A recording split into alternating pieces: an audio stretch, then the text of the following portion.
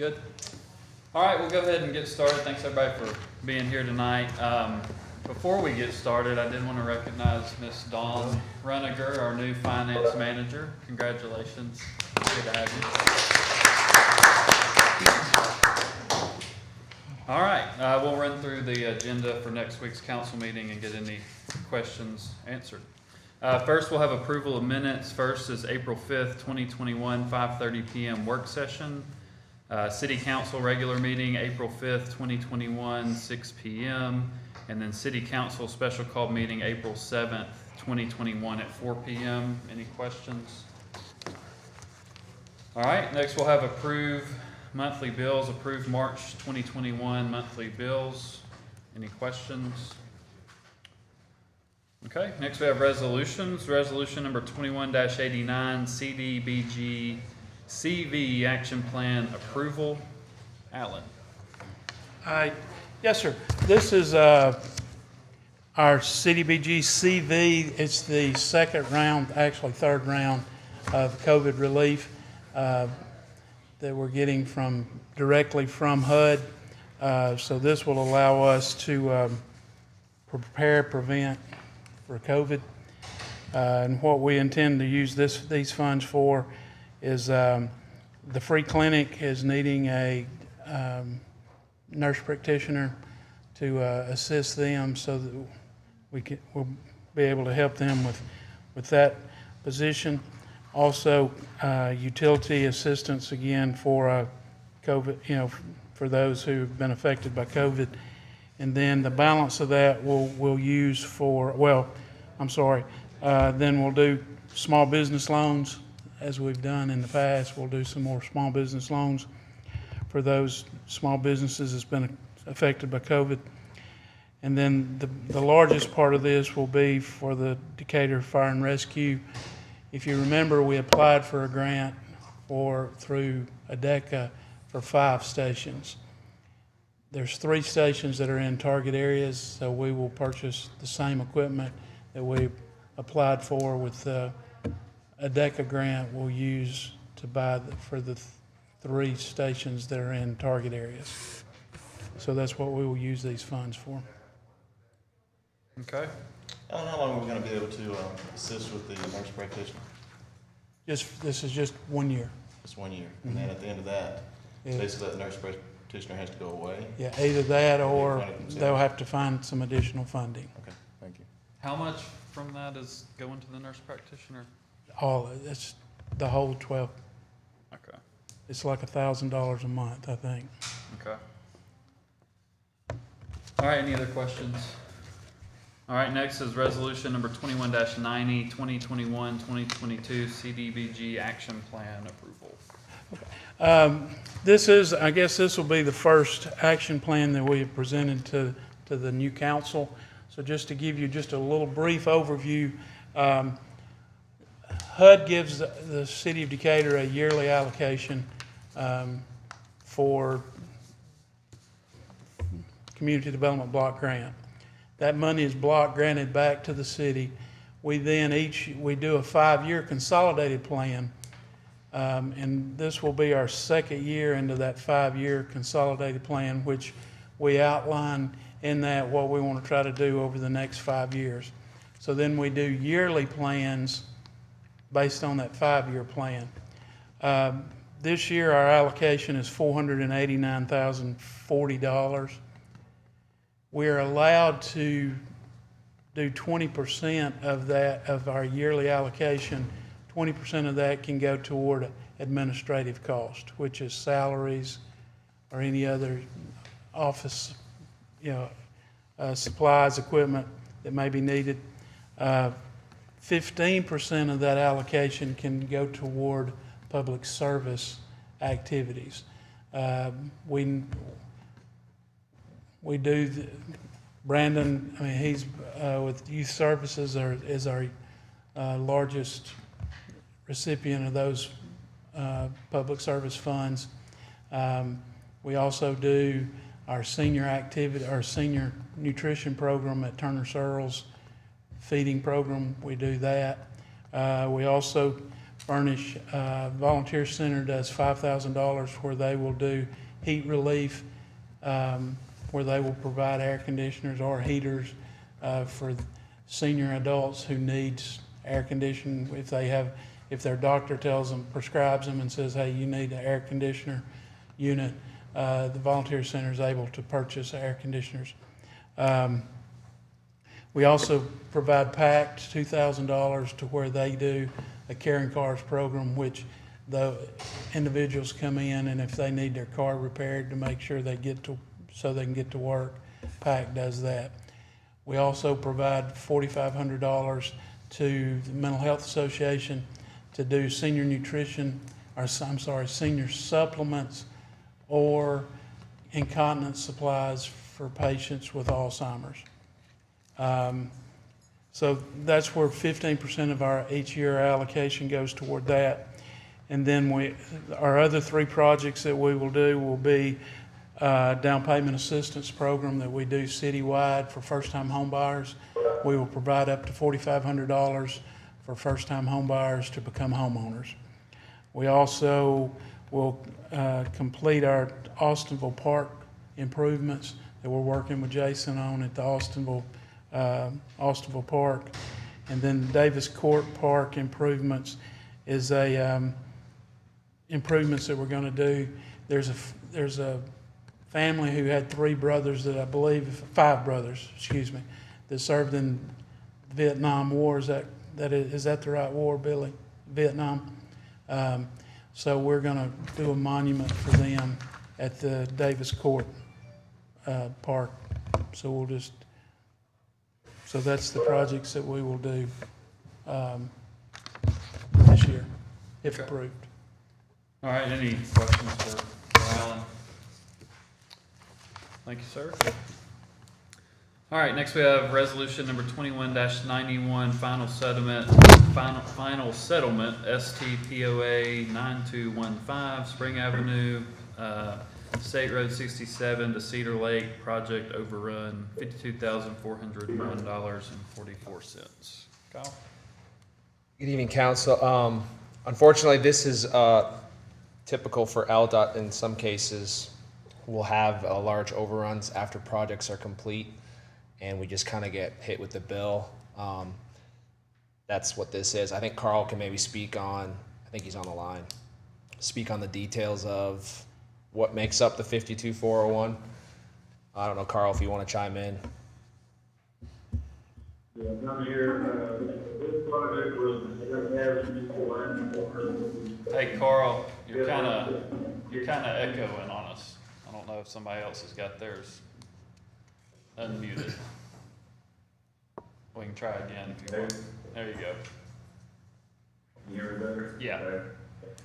This part Just kidding.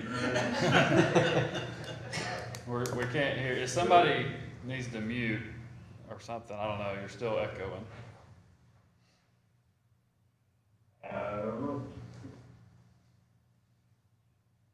Anyways, he can provide y'all details if you want, but essentially these are overruns that basically complete the project, and it's kind of like a final billing we get from LDOT. Worth noting, though, the funding for this is out of our Fund 63, which was 2016 A and B bond issuance. And is that the 20%? This is 20%, yes. Okay. So the overrun was Right. $1 million. Typically, it's the 80-20 split with the LDOT projects. Okay. And that's it. We hope. Yeah. Never know. And we're done. Okay. Any other questions?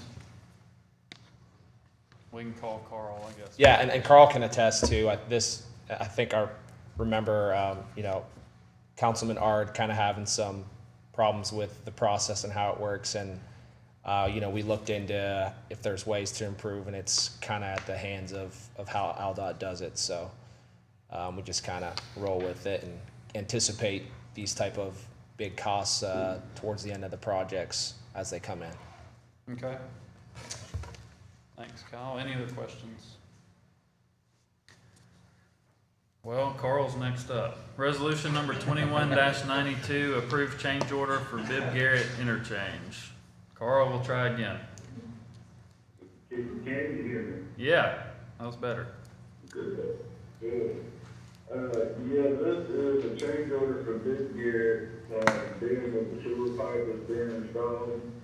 When the bid went out, the spec, inadvertently didn't have the Decatur utility spec for the liner for the, cast iron sewer pipe that's going in the ground, but instead had an outside spec. The difference in cost, from the contractor for that liner is roughly $80,000, so they're requesting that change order, of set roughly $80,000, for that cast iron pipe with that specific lining in it. And my understanding from the Decatur Utilities, the purpose for that lining is to help protect the pipe from some of the gases that get produced due to the wastewater going through the system. Okay, any questions? Yes. Hey, so Carl, it's Carlton. It was essentially spec'd with an ALDOT specification for the liner, and that's fine for most projects, but so this liner DU specifies is it gonna give longevity to the pipe, or is it just another, I mean, what's the $80,000 difference, I guess, is my question. Yeah, that's my question. Right, and according to Jamie Evans and Jordan, and, they could be on the line today, but I can try to, reach out to them and have more information next time, but my understanding is yes, those gases in the pipeline tend to corrode inside the pipe and will do it faster, with just the hard lining that the outlet spec calls for versus the, I believe it's called a Protect or something to that effect, lining that their spec calls for. Originally, it should have been in the bid and would be here doing this if it had made the bid, and it's just a difference in cost for that lining of the pipe, that I guess we wouldn't have realized unless this mistake had happened. So who's responsible for providing those specs? Do you? Garber Engineering did the utility work, and AE kind of did our civil plans and headed up the bid package, and somewhere between the two engineering firms, that DU spec did not make it into the bid package. Will ALDOT have to approve, DU's spec? Did you get that, Carl, from the mayor? That is not. He just asked if ALDOT would have to approve DU spec.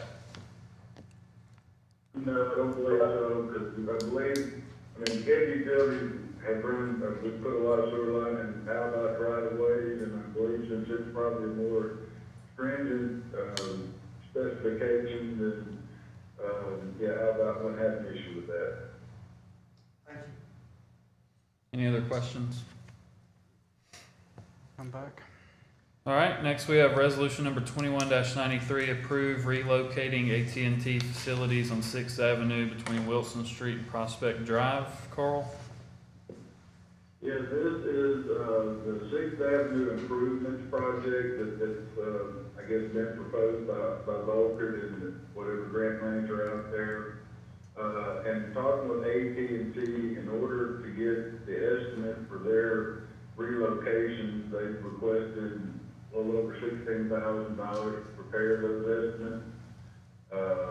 So I'm bringing it to the council to get the, we want to move forward with that project and know what it costs for AT&T to move their facilities, and then this is the money that's required to do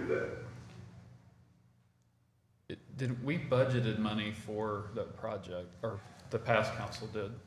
Yeah, so, there's actually TAP grant match money that we anticipated to use, but we didn't get the TAP grant, so our plan is to use that budgeted money for this purpose. The TAP grant amount was $80,000. Okay.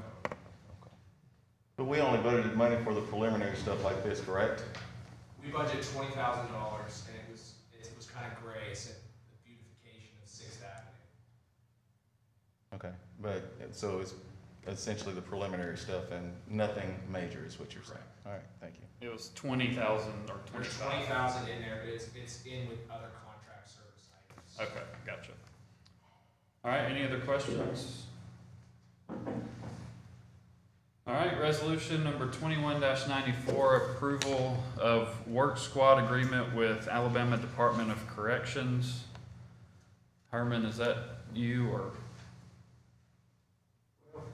Wanda's the one that sent it to me, but it's just starting up again, the agreement we have with the Alabama Department of Corrections to provide us with inmates, different city services, Okay. and different departments can take advantage of this. Wanda, are you on the line? I am. This will help us with our recycling.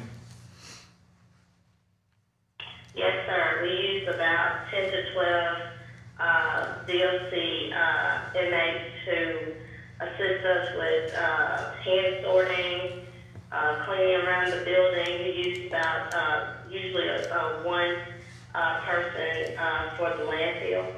So we're spending about anywhere between 14 and 16,000 a month on labor because of COVID. And this would be a great savings, which is about $4,500 to $5,000 a month that we usually spend with DOC. Okay. Any questions? All right, next we have resolution number 21-95, approved track and field related expenditures determined to be public purpose donation expenditure by DYS. Mr. Watkins? Thank you.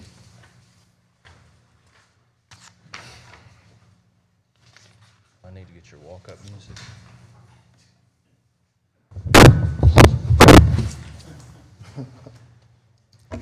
All right, this is another area that I need to work on to make DYS run smoother when it comes to donations. If you guys look at the first sheet and flip over, I'll go over there a second. The first sheet, if you see, this is all our donations we get, but it's very broad.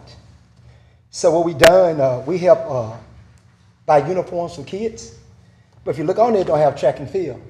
So we try to use sports clinic to fund, to pay for some kids track and field, but it didn't work. They wouldn't let us use sports clinic, which what I thought would have been perfect to use sports clinic. So what we up here today to get track and field put on here, so we can be reimbursed for track and field.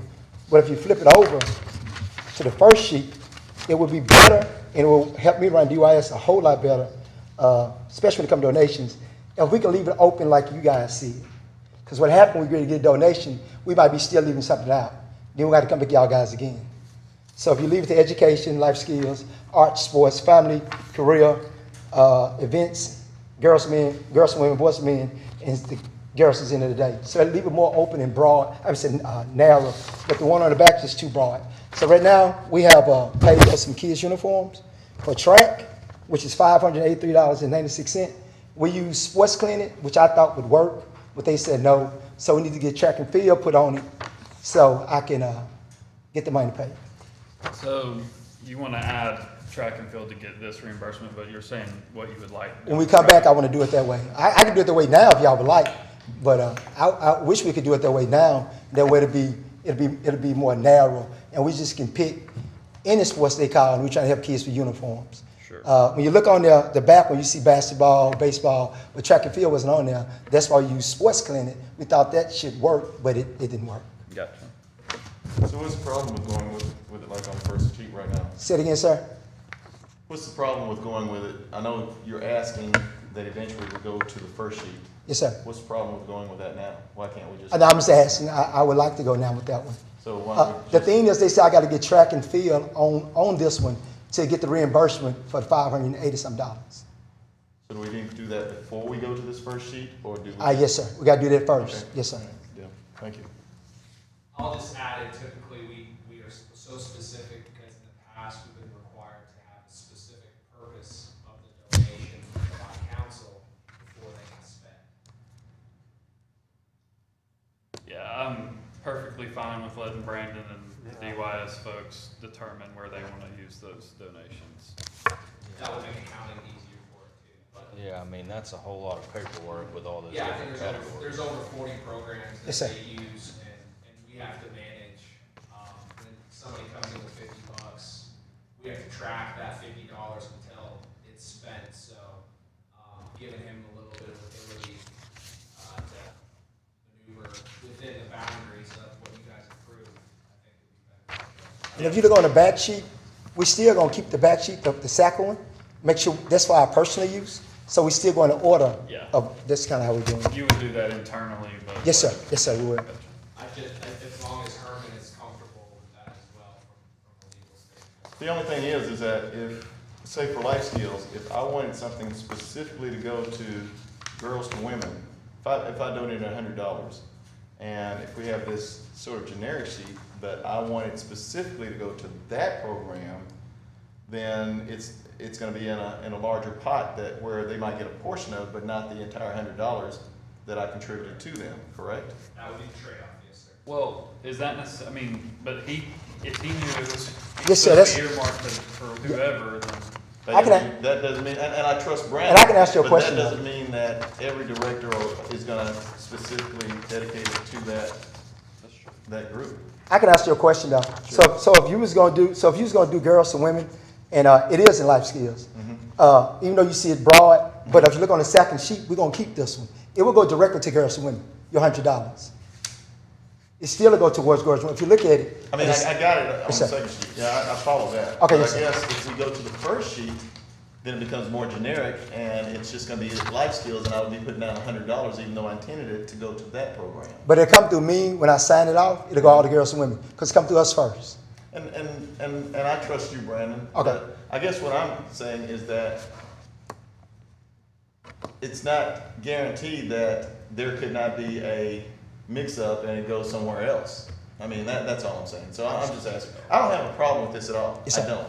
But I support this. Yes, sir. The only thing is that there are times when people, might want it to go to boys to men and it actually go to girls to women or something, and there just could be a mix-up. And the other way, it's specific. And so I'm just wondering, do we want to move away from that? That's all I'm asking. So, and the reason for that sheet, what we had Brandon we worked on was, it's our backup to support the designation rolling Yes, sir. from year to year, so that if Brandon doesn't spend $100 for Boys to Men, then that $100 still is designated to Boys to Men Yes, sir. until he spends it for years to go. Okay, so are we essentially saying that we're gonna still continue to carry that back sheet so that it's dedicated to that, so that there's a record of that?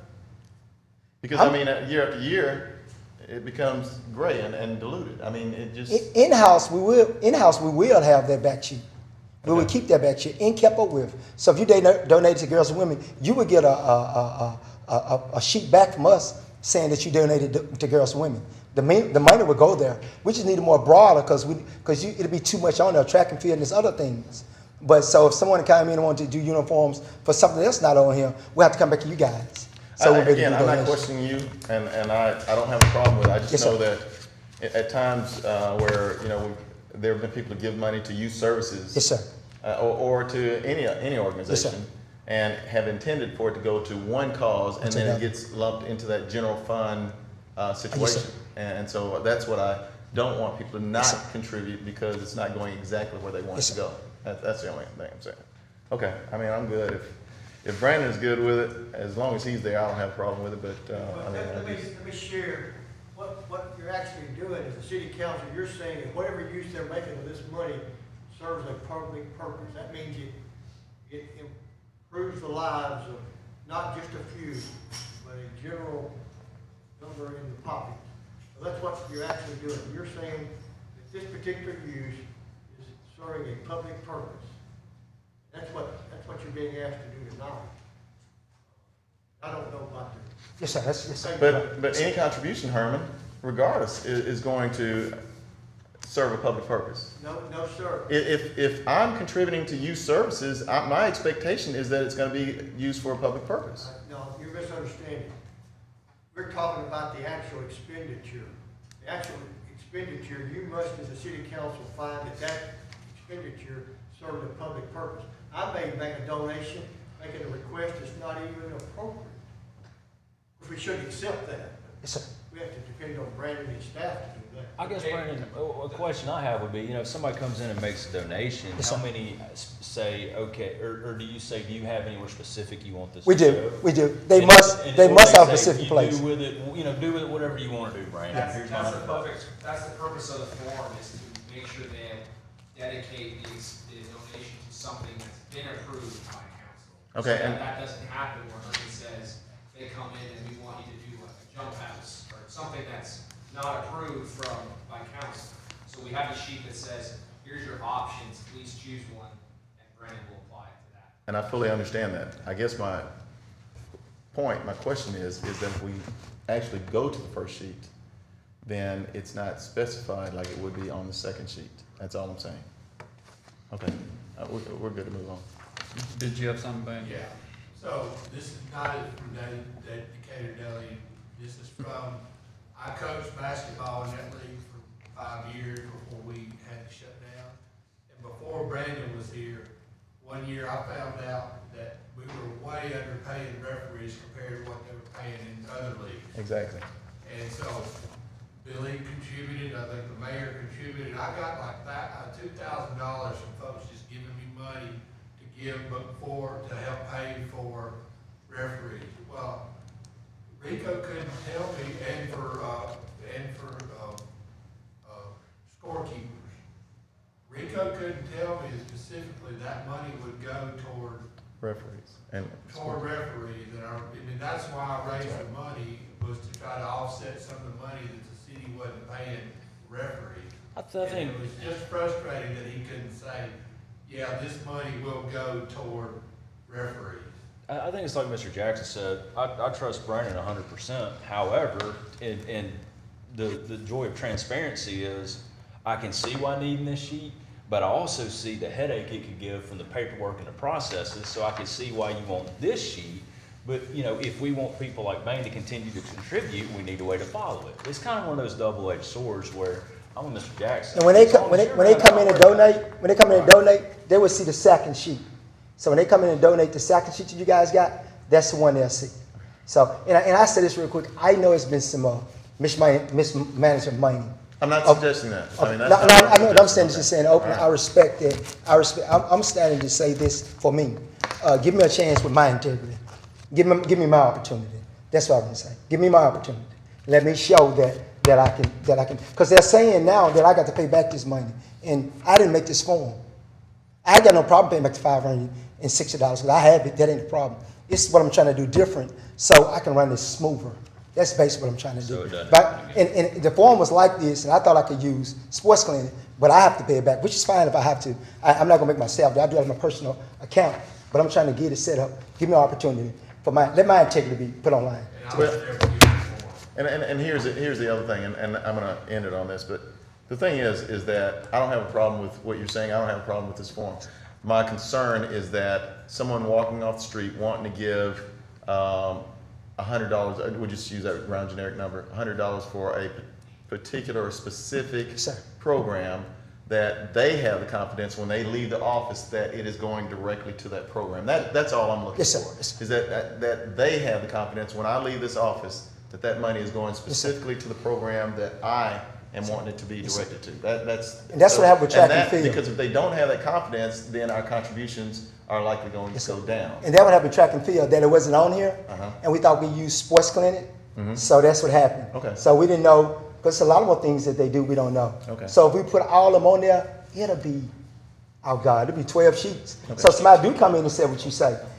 They want to donate to so-and-so, but it's not on the sheet, so they can't do a donation. So if we can make it more narrow, then we can do that, and we can check it out. Okay. So we can specific like sports or events or activities. It's still the alignment of where it's going. Okay, It's I still can't in alignment. reiterate enough that I'm not questioning you. No, yes, sir, I didn't believe that. Yes, sir, I didn't think that. Yes, sir. No, sir. No, sir.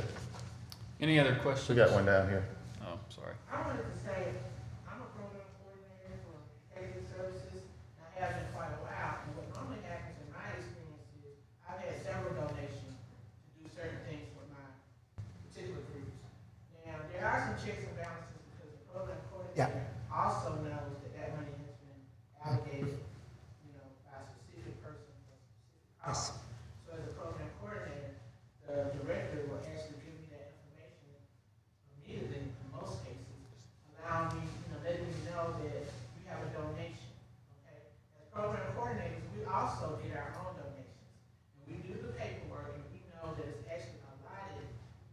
That's right. our particular program. Now, if someone comes in and just said they want to give the youth services, the director will decide how he would want that money as far as, and he's done it before, splitting between the different programs. So I've been there several years, and we, from my knowledge, we've never really had a problem with the money being where it needs to be based on the checks and balances the program coordinates. Each program has a coordinator. Now, like I said before, I reiterate, you will have times where people will come in like on Christmas holidays and say, you know, I want to give $1,000. And that's when the director will say, okay, where would this money best be fit for whatever program? And that would be his discretion. But for the most part, the program coordinators are heavily involved in that particular money that would be for their. Yes. Yeah, thank you. Thanks, Brandon. I appreciate it. All right, next we have ordinances first reading. Ordinance number 21-4458, declare surplus and sale of old fire station. Alan? Yes, the Flint Volunteer Fire Department has approached us about purchasing the old Flint Fire Station. Their plans is to add a couple of bays to that, as well as some classroom space. And they're presently, I think, renting that space or leasing that space from the city. So we're just bringing this to you to see if y'all are interested in selling that to them so that they can expand. And Okay, any questions?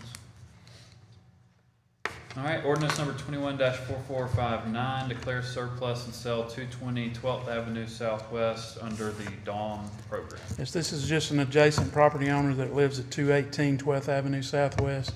Is just requesting purchasing this under the Dawn program. Can I explain what the Dawn program is? Yeah, the Dawn program, we set up the Dawn program back probably 5-6 years ago to allow adjacent property owners to purchase property to just expand their land. They enter into an agreement with the city saying that they will maintain the property for a period of, it's all according to what the property is valued at. And we take a value of what we're paying now for maintaining the lot, the city maintaining it, along with we allow them credit for what with the city owning it, we don't get property tax. So we just establish a value, and they agree to an agreement to where they will purchase it. It'll be theirs, but they have to maintain it for a period of,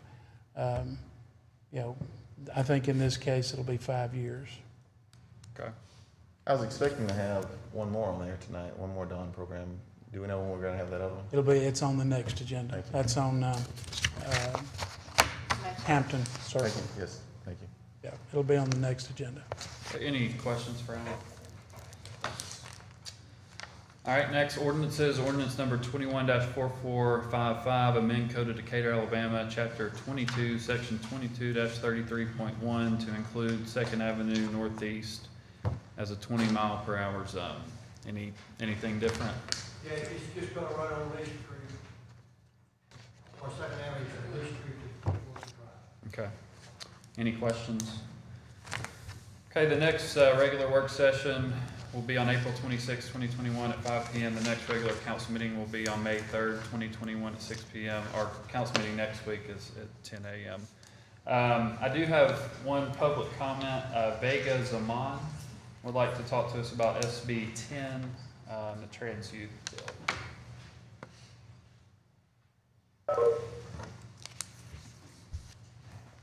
Hello, thank you for giving me the opportunity to speak. So my name is Vega Zaman. I've lived in Decatur all 13 years of my life. I attended school, West Decatur, Leon Sheffield, and now currently attending Decatur Middle. I myself have met multiple trans youth, friends with multiple. I consider myself gender nonconforming. And researching this bill, SB 10 HB 1, I read about it and I see the sponsor, Shay Shelnut, who has admitted to never speaking to a trans youth in his life. I see that it prohibits gender affirmation therapy for transgender children. I see that it prohibits the withholding of certain information from parents, which would essentially enable doctors, counselors, therapists to out trans children to their parents. And while I'm not trying to pander to anybody's emotions, because emotions are fickle and they don't guarantee protection, I will say that most trans youth, especially in communities like heavily religious, which religion doesn't always promise bigotry, but heavily religious, most, beliefs held, they can be very dangerous to the lives, safety, mental health, and physical health of transgender youth. And anybody reading about this bill, especially as a trans youth, I could get into that mindset. They might think, what does this mean for me? How am I going to continue my life here safely? And so my question is, what can the city of Decatur do if they were not already thinking of this? What can they do to really affirm the safety and the well-being of trans youth? How can we make them feel valued, protected, worthy in our community? Because I feel like there is a certain problem. I've witnessed bullying on the basis of this in my school. I've witnessed just flagrant misgendering of trans youth for no reason, besides preconceived notions and beliefs held by children that attend these schools and by some adults I've witnessed. And I think it's important that we as a community and as a society, in my opinion, really uphold, these values of everybody is worthy and everybody deserves to feel safe, even if they transition or detransition or identify as something other than they were given at birth. So I guess my main question is, what is Decatur going to do, if not already thinking of doing as a community, to make our trans youth feel safe and protected and valued? Well, thank you. I can speak just to treating people with dignity and respect. Every single person, especially kids, should be given that dignity and respect. We shouldn't have to create laws for that. We should all treat each other that way, no matter what. Specifically to your question, I don't know. That's a good. I appreciate you bringing that up to us, and it takes a lot of courage to come and speak to us about a controversial topic like that. So, thank you. But it at least triggers some thought for us. Any other comments? I'll just simply say that great job first and foremost. I expect no less. Great job again. But I simply want to say that our laws are set to protect everyone under all circumstances, and that regardless of a person's background or their belief or whatever, however they're aligned, regardless of a person, who the person is, we are obligated to give them the same protections as the person next to them. So I think that if we are having that in our schools, I think that the first thing that has to be done is it needs to be reported, and if someone's not protecting that person's right, then we need to discuss that more so, because everyone has protected rights, so we need to make sure that that we honor those rights and that we protect those people. Thank you for the kudos, and I fully understand where you're coming from. I think that the bullying should be addressed in the schools first and foremost. I'm not saying this is what you were talking about, but that kind of is akin to what I hear people argue to me. Like, for example, the bathroom bill. They will, not saying this is what you were specifically speaking about, but I will apply it to a different situation. They would say, well, I don't feel comfortable with my child going to the bathroom with someone who could just be in there exhibiting predatory behavior, which is a perfectly valid concern. You don't want your child endangered by anyone else in these bathrooms that doesn't belong there. But you also have to look at the other side of it. Look at the statistics. Look at who is actually going into these bathrooms. How many assaults are occurring in bathrooms specifically involving transgender persons where the transgender person is not being accosted? How many of these predatory people actually have a history of exhibiting gender dysphoria, actually have been taking the steps to transition?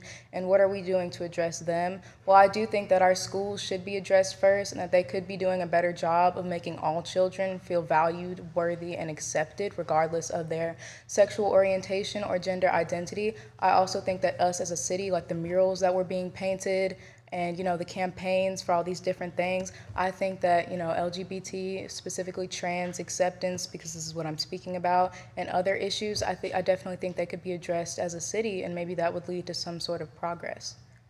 You said you were 13? I am. I cannot wait to see what the future holds for you. I think you're absolutely right.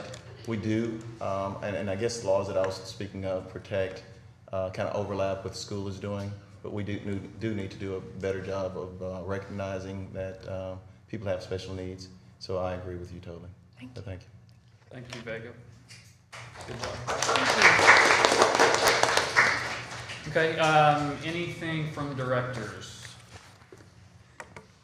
Hi, Jacob, it's Rochelle. I just wanted to remind the council and the public that the Director of Development interviews have been set and scheduled for this Friday, April 16th. That announcement has been posted. As part of that interview process, which will take most of the day, it will extend into the afternoon for a meet and greet, and that location will be firmed up shortly, and we'll get with city clerk to post that final information. Okay. Any questions for Rochelle? All right, anything else? Any other directors? Mayor? Anything else from council? All right, we are finished. Thank you.